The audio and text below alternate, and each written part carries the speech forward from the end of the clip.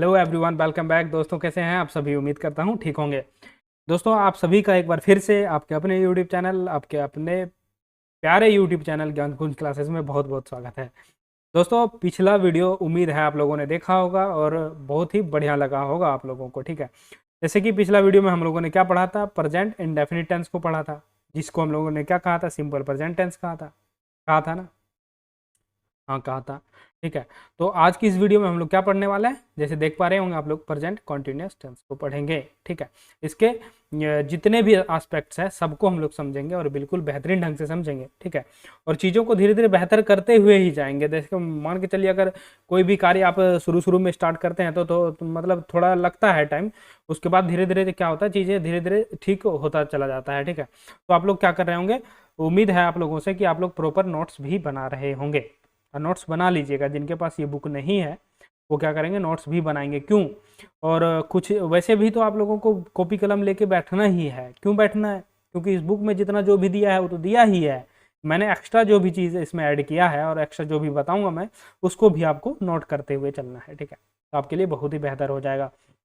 ठीक है, और आप लोगों से यही उम्मीद करूंगा कि आप लोगों को वीडियो बहुत ही बढ़िया लग रहा होगा और पिछला वीडियो भी पसंद आया होगा। ठीक है, और इस वीडियो को भी ज़्यादा से ज़्यादा शेयर करेंगे, लाइक करेंगे। ठीक है, और ज़्यादा से ज़्यादा सपोर्ट करेंगे ताकि हम आगे चल के और बेहतर ढंग से चीज़ों को ला सकें। ठीक है, और जिससे हमें क्या हो कि कुछ टेक्निकल सपोर्ट्स भी मिले। ठीक है, हम लोग जो वीडियो को और बेहतर कैसे बना लेंगे। ठीक है ना, तो आप लोगों का सपोर्ट और प्यार अगर बना रहेगा तो चीज़ों को बहुत ही बेहतरीन ढंग से आगे डील करने वाले हैं हम लोग। ठीक है, तो चलिए आज की इस क्लास को स्टार्ट करते हैं और पढ़ते हैं प्रेजेंट कॉन्टिन्यूअस टेंस को। ठीक है, क्या है आज का हमारा टॉपिक है प्रेजेंट कॉन्टिन्यूअस टेंस को। क्योंकि पिछली क्लास में हम लोगों ने पढ़ लिया था प्रेजेंट इंडेफिनिट टेंस को या तो प्रेजेंट सिंपल प्रेजेंट टेंस को। जिन्होंने अभी तक नहीं देखा वो वीडियो, पहले जाकर वो वीडियो देख लें, उसके बाद इस क्लास को फिर वापस से देख लेंगे। ठीक है, प्रेजेंट कॉन्टिन्यूअस टेंस। तो सबसे पहले बात ये आती है हमारे दिमाग में, प्रेजेंट कॉन्टिन्यूअस टेंस कहते किसको है? तो हम लोग प्रेजेंट कॉन्टिन्यूअस टेंस कहते हैं द वर्क और action has started just before time of talking. यानी कि जैसे हम अभी बात कर रहे हैं इससे जस्ट पहले स्टार्ट हुआ होगा। ठीक है, it must get an and just after the time of talking. यानी कि जैसे अभी हम बोल रहे हैं, अभी जस्ट पहले अभी स्टार्ट हुआ होगा, उसी को हम लोग क्या करेंगे, प्रेजेंट कॉन्टिन्यूअस टेंस कहेंगे। ठीक है, इस टेंस का अगर हम लोग हिंदी में देखेंगे, हिंदी मीडियम वाले भी होंगे इसमें कई छात्र। ठीक है, मैं खुद हिंदी मीडियम से हूँ। इस टेंस का प्रयोग हमारे बोलने के समय के कार्यों के लिए किया जाता है। यानी कि जब हम लोग बात कर रहे होते हैं तभी हम लोग किसका यूज करते हैं, प्रेजेंट कॉन्टिन्यूअस टेंस का यूज करते हैं। जैसे कि पिछला वीडियो में हम लोगों ने देखा था मास्टर फार्मूला के बारे में, इस वीडियो में भी देखेंगे कुछ फार्मूलाज को। ठीक है, जैसे हम लोग प्रेजेंट कॉन्टिन्यूअस टेंस में क्या करेंगे, इज एम आर का यूज करेंगे, हेल्पिंग वर्ब इसका यूज करेंगे, इज एम आर का। और कॉन्टिन्यूअस यानी कि वर्ब के फोर्थ फॉर्म को क्या कहा जाता है, कॉन्टिन्यूअस फॉर्म कहा जाता है। किसी भी, जैसे अगर हम लोग वर्ब लेते हैं रन, रन का फोर्थ फॉर्म क्या होगा, रनिंग। तो रनिंग क्या हो गया, कॉन्टिन्यूअस फॉर्म। ठीक है, वॉच, WATCH, वॉच मतलब देखना, वॉचिंग फोर्थ फॉर्म क्या हो गया, कॉन्टिन्यूअस फॉर्म। यानी कि वर्ब से सेंटेंस को आप लोग पकड़ना शुरू करेंगे। ठीक है, वर्ब का फोर्थ फॉर्म कॉन्टिन्यूअस। ठीक है, इतना ध्यान रखेंगे। इसके साथ हम लोग किसका यूज करते हैं, helping verb is am are का यूज करते हैं। ठीक है, अब ये तो आप लोगों को बताने से मतलब कोई मतलब नहीं बनेगा कि ही सी के साथ इट के साथ क्या इज का यूज करते हैं, या तो जैसे आई के साथ एम का यूज करते हैं, यू के साथ आर का यूज करते हैं। ठीक है, ये हो गया। अगर हम लोग इसी का नेगेटिव बनाएंगे तो कैसे नेगेटिव बनाएंगे, सब्जेक्ट प्लस इजेंट या आरंट। अभी देखेंगे इजेंट और आरंट क्या है, ये कॉन्ट्रैक्शन फॉर्म है किसका, इज नॉट का। अगर हम लोग लिखते हैं ना ऐसे इज प्लस नॉट, तो उसी का कॉन्ट्रैक्शन फॉर्म क्या है, इजेंट, और आर प्लस नॉट का कॉन्ट्रैक्शन फॉर्म क्या है, आरंट है। इसको हम लोग नीचे अभी देखेंगे। ठीक है, एग्जांपल भी दूंगा मैं आप लोगों को, बहुत ही मजा आ जाएगा बिल्कुल। ठीक है, उसके बाद क्या करेंगे, वर्ब का फोर्थ फॉर्म ऑब्जेक्ट क्या बन गया, ये नेगेटिव स्ट्रक्चर बन गया। क्या किया हमने, स्ट्रक्चर तो सेम है, सिर्फ क्या कर दिया, नोट लगा दिया इसके साथ, तो क्या बन गया हमारा, नेगेटिव स्ट्रक्चर बन गया। ठीक है, अगर हम लोग इंट्रोगेटिव स्ट्रक्चर बनाएंगे तो कैसे करेंगे, हेल्पिंग वर्ब को आगे ले आएंगे बस, और सब्जेक्ट को हेल्पिंग वर्ब के बाद लगा देंगे, क्या बन गया, इंट्रोगेटिव बन के तैयार हो जाएगा। ठीक है, जिसे देख लेंगे इज एम आर, उसके बाद सब्जेक्ट, वर्ब का fourth form object, question mark बन गया क्या, इंट्रोगेटिव। अगर इंट्रोगेटिव नेगेटिव बनाएंगे तो क्या करेंगे, हेल्पिंग वर्ब के बाद नोट का लगा देंगे, नोट का यूज कर लेंगे, या तो इजंट आरंट कॉन्ट्रैक्शन फॉर्म का यूज कर लेंगे हम लोग। ठीक है, तो ये क्या बन के तैयार हो जाएगा, इंट्रोगेटिव नेगेटिव बन के तैयार हो जाएगा। बिल्कुल ही आसान है, एक ही स्ट्रक्चर से सारा स्ट्रक्चर बन रहा है अगर आप लोग ध्यान से देख रहे होंगे तो।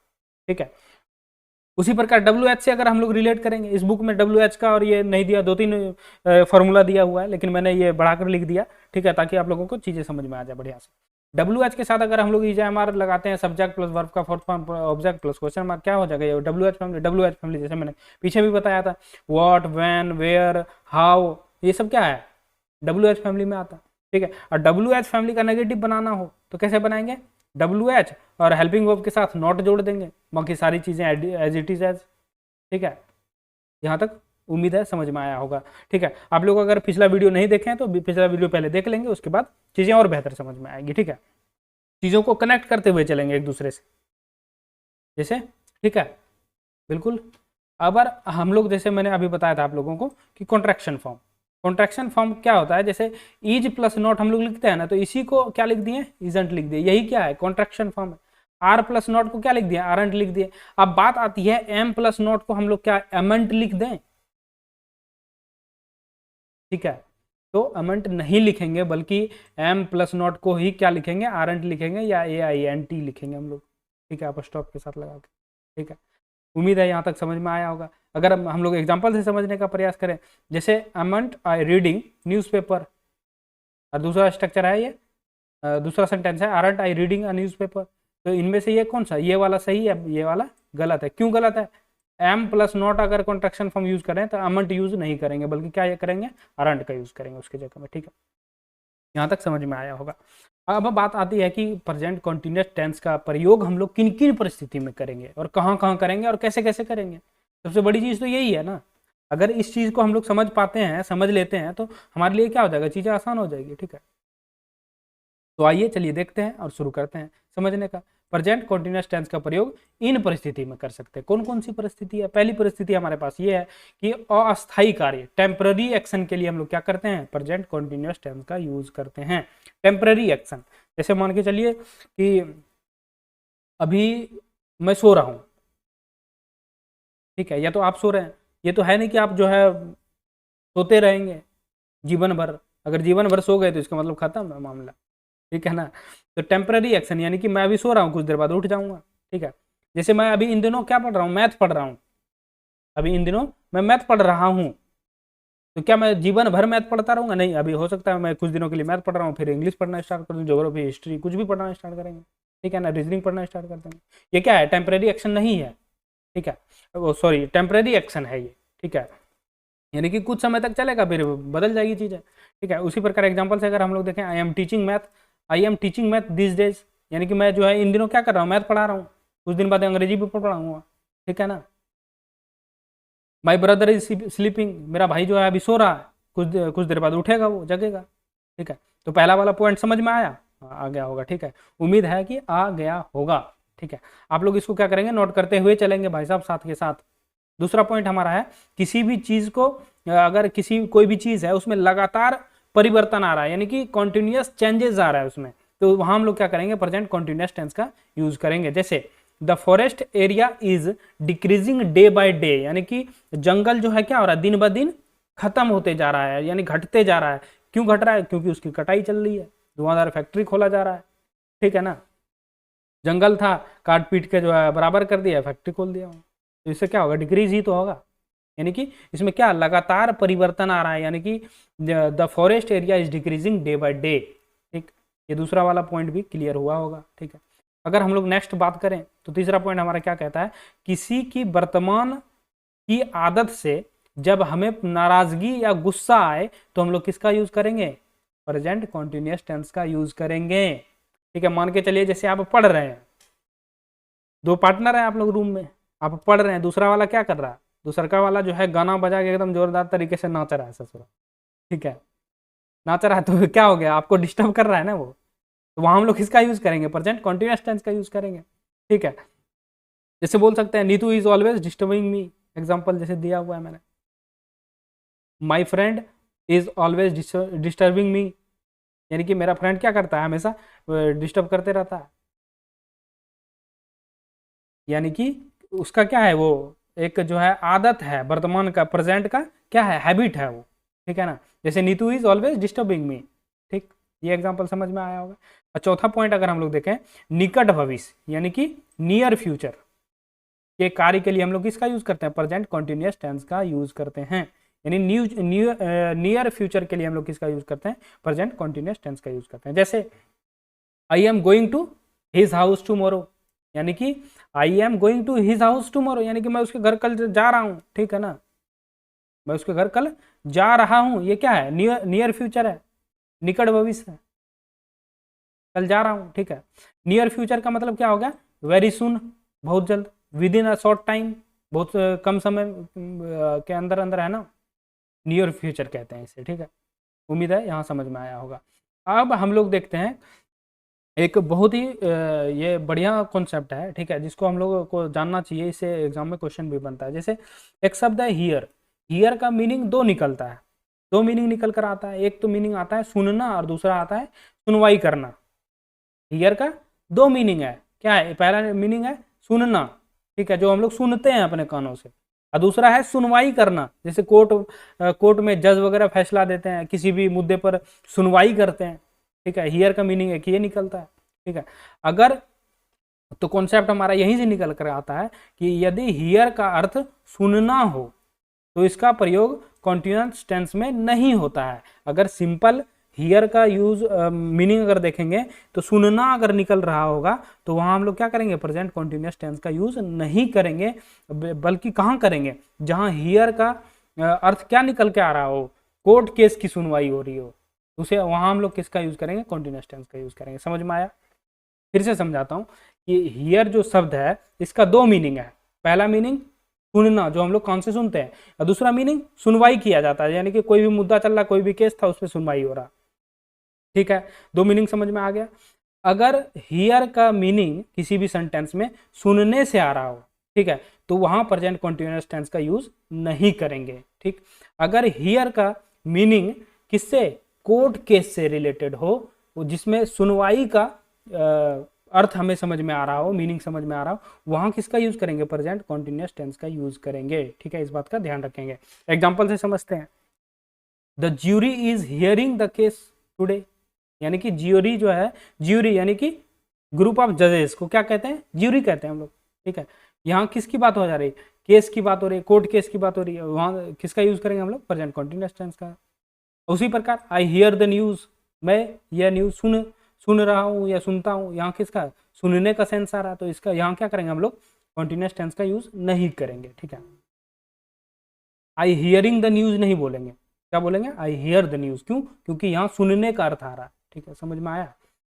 नेक्स्ट अगर हम लोग बात करें सी, दूसरा शब्द क्या है? सी। सी का एक मीनिंग आता है देखना। We can see with our eyes, we can see with our eyes, यानी कि जो हम अपनों आंखों से देखते हैं, वहां अगर इस तरह का सेंस आता है सी से एक, ठीक है। दूसरा आता है ING फॉर्म, जैसे हम लोग बोल सकते हैं, यानी मीट, मिलना, यानी कि सी का दो मीनिंग है यहाँ।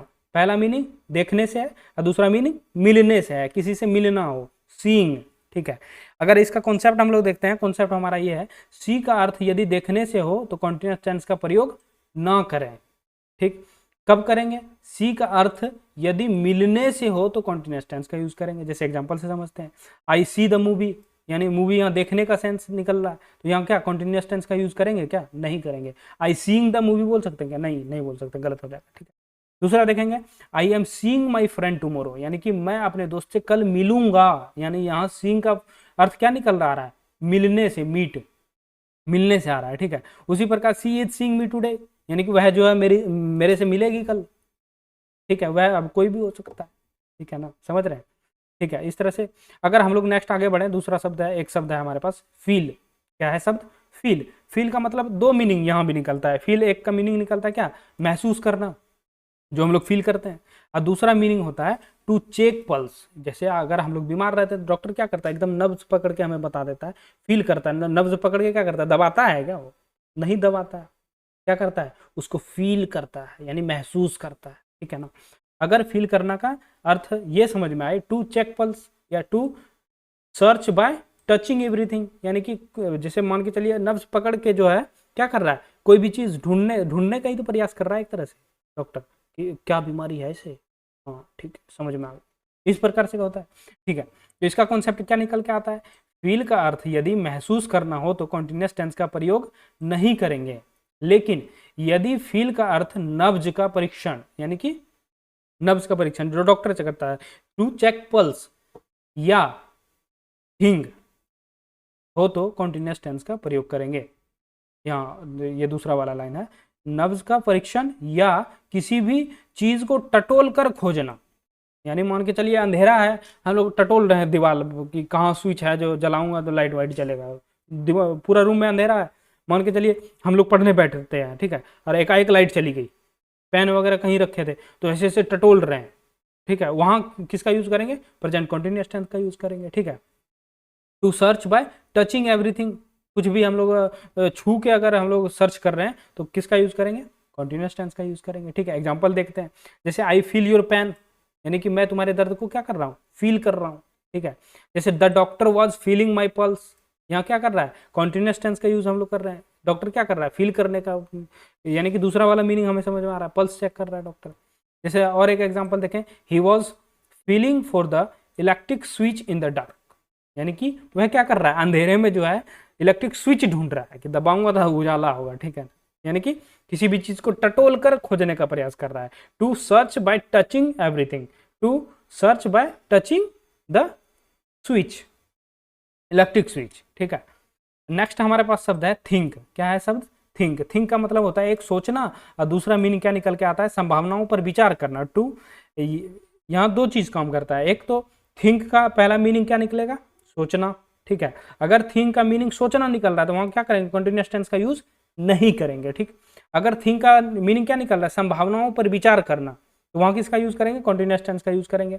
या अगर थिंक के साथ टू, ऑफ या अबाउट जैसा प्रेपोजिशन लगा हो तो वहां कॉन्टिन्यूअस टेंस का यूज करेंगे, ठीक है, इस बात का ध्यान रखेंगे।